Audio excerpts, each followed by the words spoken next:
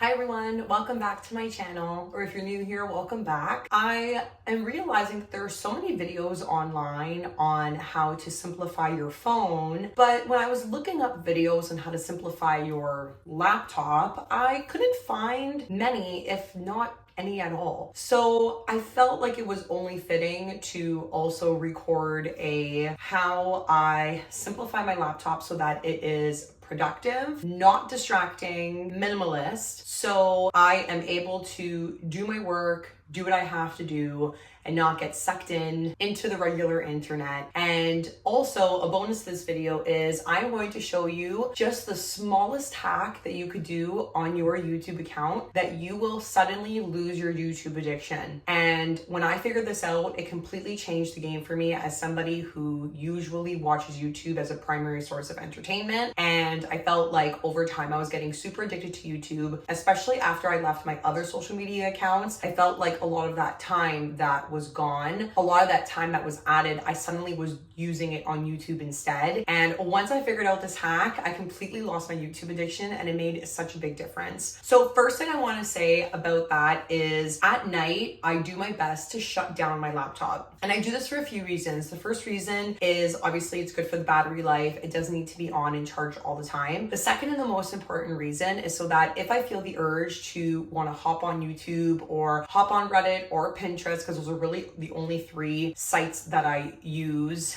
I don't spend a lot of time on Pinterest and Reddit, but I do hop on there from time to time. It's a lot less accessible for me to get on if my laptop is shut down for the night because I won't turn it back on to look at one thing. I find that if I leave my laptop on and it's accessible and ready to go, even if I search up one small thing, because it's right there and all I have to do is flip it on and I can go on Google in less than 1 second, suddenly I can get sucked in and then I'm on there for an hour and I don't even know what happened. So my laptop is usually shut down, I would say probably between 7 and 8 p.m. after dinner, once I'm done wrapping things up and I'm ready to relax for the night. It depends on when your bedtime is. So I'm usually in bed because I'm a grandma between 9 and 10. Me and my husband go to bed super early because we do wake up early. So I like to at least have a minimum of an hour, preferably 2 hours, which is what I try to aim for, of no devices before bed. So laptop is shut down, my phone is put away for the night, and they are in a totally separate room. I do not keep any devices in the bedroom. They are in the office, and I do keep my ringer on my phone for emergency purposes. I am looking into possibly getting a house line to avoid just being on my phone even more. I know it's like very outdated in this time of age, but if you have a house line, let me know. If you're like around my age, I'm 28 for reference, and let me know if you have a house line, if it's like done wonders for you, because I'm kind of thinking about doing that, and I feel like it would be really helpful because then I actually wouldn't have to worry about my phone at all. Oh, the dream, to not worry about my phone at all. That's the dream. Anyway, okay, so I just started screen recording. So when I open up my laptop, this is what it looks like. I just use one of the default desktop wallpapers that the MacBook comes with. And my laptop is in dark mode, which again, I said when I had my iPhone that I keep it in dark mode because I find it's less harsh on the eyes. I actually used to keep all my stuff in light mode all the time, but I just feel like things are too bright and just, it gets my brain going way more rather than when everything is in dark mode. So I keep my laptop in dark mode, and this wallpaper is very not enticing for me to want to go on my laptop. There's no bright colors, there's no bright lights or fonts or letters or whatever. It's very basic and boring. I do keep my dock hidden, but when I scroll down, this is all I have on my dock. I keep it very simple and only what I need. So I have my Finder. I keep this app folder here. I usually never had it here, but I do keep it because I find it's very easy to just get into my apps, whereas before it would be a little bit more of a pain. Then Google Chrome, I only use Google Chrome. My work is based off of Google Chrome, so I don't use Safari or anything else. So that is my only internet browser. I do keep messages and FaceTime on my laptop. I find that they're pretty convenient when I'm at work. When I am not on my phone at all at work, I'm usually on my laptop if I'm on a device. And it's just easiest for me to answer messages, and I usually FaceTime my family a lot, and I usually do it on my laptop. So that's that. And then calendar, notes, and settings. That is it. I do not keep anything else down here. If I really need another app, that's what it's here for. And once it's done, I remove it from my dock area. So I keep my dock very simple. My trash is always emptied. I hate when I have stuff in my trash, and I also keep my desktop here empty all the time. So I'll get into my folders in a second. My laptop is also literally always on do not disturb. So is my phone.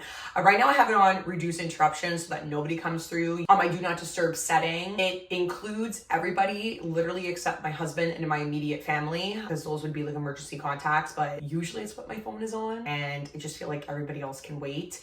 And I usually check my messages in the morning and at night, and I feel like that's good enough to get back to people and doesn't feel overwhelming. So some things that I've done that have really helped minimize my laptop experience and have made it very simple. First thing, like I said, is appearance. So I keep everything on dark mode. I don't really change anything here. I just keep it the same. If you're wondering how to change your dock, it's really easy. You just go to desktop and dock, and this is where you can change the size of your icons. And here is where you would automatically hide and show the dock. So I just keep that off. In terms of wallpaper, this is where all the wallpapers are, and mine, I got it under pictures, and it's the Pro Black one. Anything else that I changed over here, I would say the other thing that I also changed is displays. So it's kind of weird because a lot of people would actually think to make it more minimalist, you would make it so that you have more space, so more things fit on the page. I find it to be quite overwhelming. Actually, on all of my devices, I have upped the display. I'm not sure if it's because I'm blind or because I just feel like it's like easier and more simple to use. But this is the default. I actually made it one more bigger.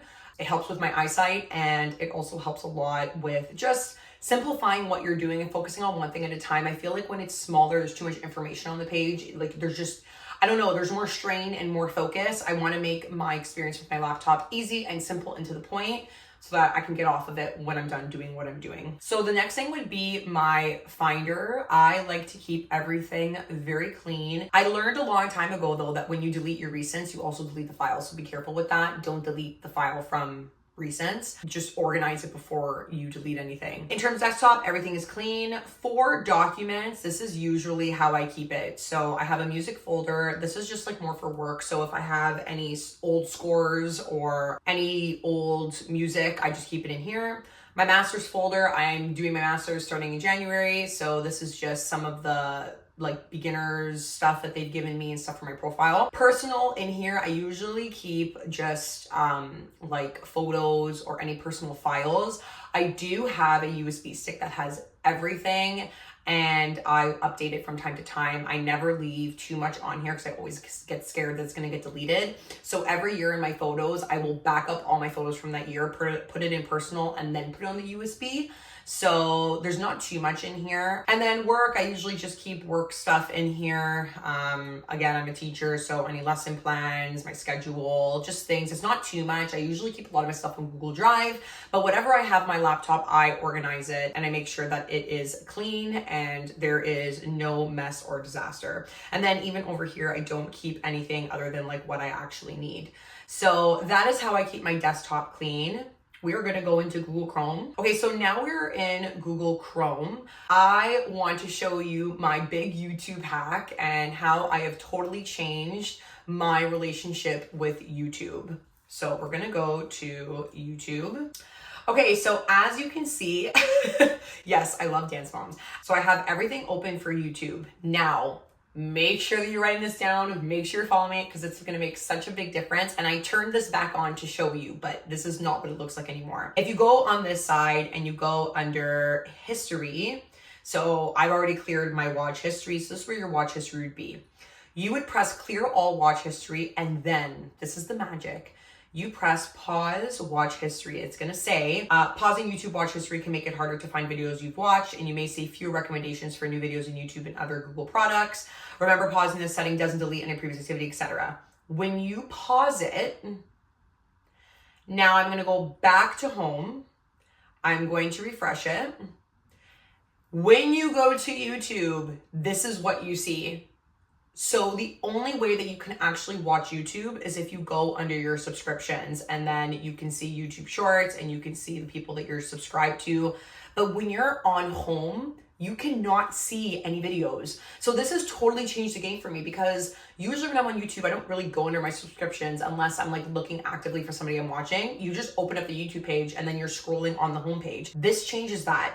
There's no more shorts recommendations. Recommendations are off. There's no more home recommendations. So this has totally changed the way that I watch YouTube, because my watch history is off. So I'm not getting recommended videos left, right, and center when I'm on it. So this has really changed my addiction to YouTube. I now watch YouTube so much more intentionally, and I do go under my subscriptions area here, and I have limited the people that I'm subscribed to so that I know when I go under my subscriptions, it's gonna be content that is gonna be meaningful and intentional for me to watch, and I'm not gonna get lost watching random stuff that might make me feel some kind of way, that might trigger me, that might make me waste my time. So this is a big, big, big hack, and I really hope that you give it a try, because it totally changed the game for me.